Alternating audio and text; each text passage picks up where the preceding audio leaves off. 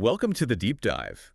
Today, we're getting into two words that can be pretty tricky: oppress and suppress. Yeah, they definitely sound alike, look alike, too. It's easy to see why people get them confused. Exactly.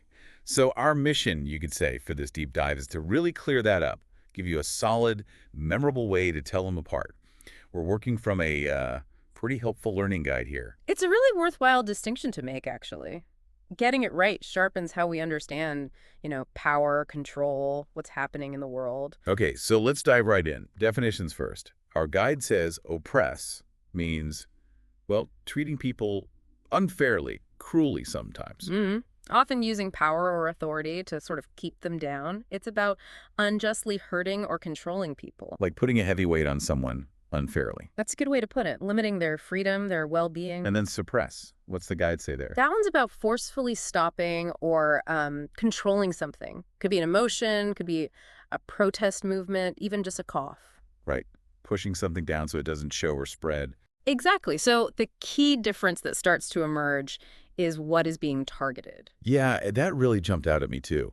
The guide points out oppress always targets people or groups of people. Right. You wouldn't say you oppress your desire to laugh, would you? It doesn't fit. No, doesn't sound right at all. Huh. The whole idea of injustice in oppress seems to need a human target. Precisely. Whereas suppress... Well, that can be aimed at almost anything, right? Suppress feelings, suppress news, suppress a yawn, suppress a rebellion.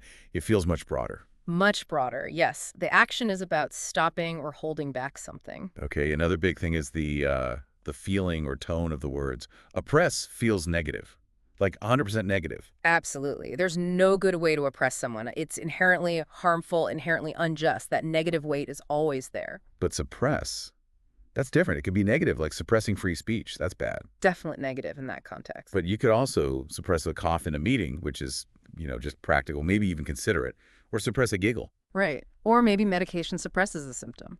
So suppress can be negative, neutral, sometimes even seen as positive, depending entirely on the context. Context is key for suppress.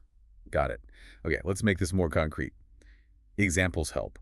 For oppress, the guide mentioned a dictator banning free speech. Classic example of oppression, denying a fundamental right to the people. Or, thinking historically, denying certain groups the right to vote. Yes. Systemic oppression baked into laws.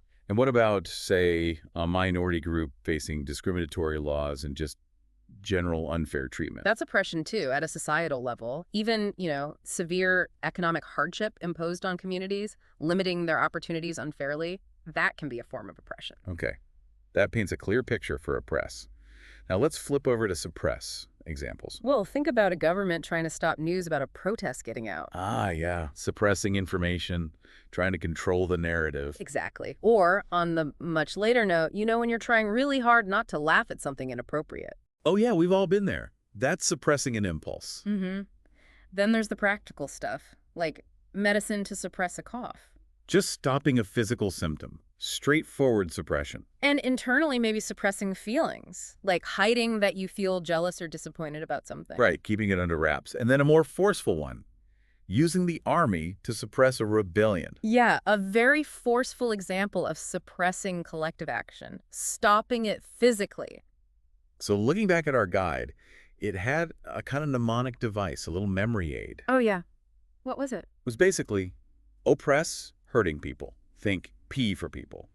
And that's always bad. Okay. Oppress people, always bad. And suppress, pushing down something else. Think S for something. Yeah. Could be feelings, news, actions, coughs, anything. And that could be good, bad, or neutral. Oppress people, suppress things. That's actually quite neat. Simple, but effective. Yeah, I thought so too. And understanding this, it's not just like a grammar lesson, is it?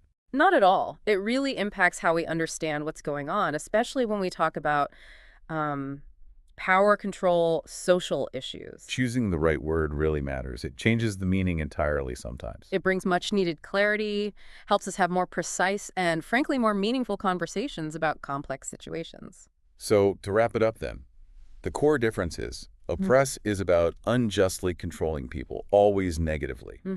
While suppress is about stopping or holding back actions, information, feelings, symptoms, etc.